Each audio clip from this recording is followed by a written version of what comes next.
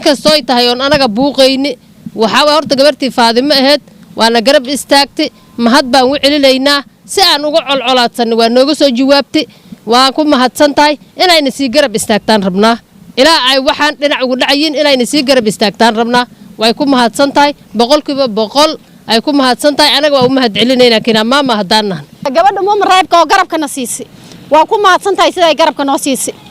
شرف إلى ذاي قرب نسيسي ولا لا معانا وأكون ما هاد سنتاي وحكلو قرب نسي وين ساس قرب كنسيسي مر ولا بقرب نسي إن شاء الله أنا كساد دارني ما أنت قرب كذا وكعب باهنا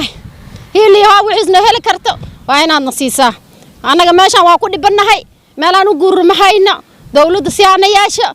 شرف لما لا نودي جس هذا يهان منها كان جمرت الماء كرسينا هنا أمورك وحملينا مدة دبات هردم أهلين حالي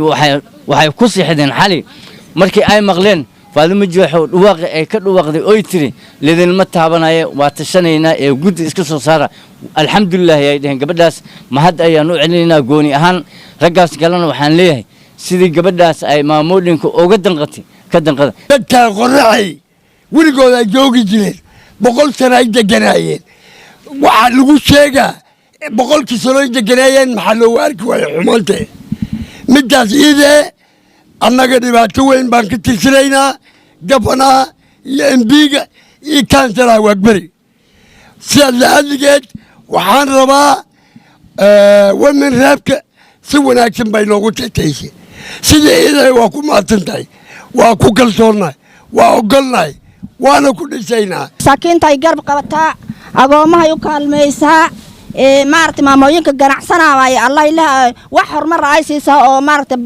oo lacag waxooda ay wax ku kordhistaan ay siisaa muhammad faadimo jooxo walaashay wamen reebta on soo dooranay waa mahadsan tahay waa u mahad celinaynaa inkastoo wax badan noo aamusnayd xalay waa noo qaylisi waa mahadsan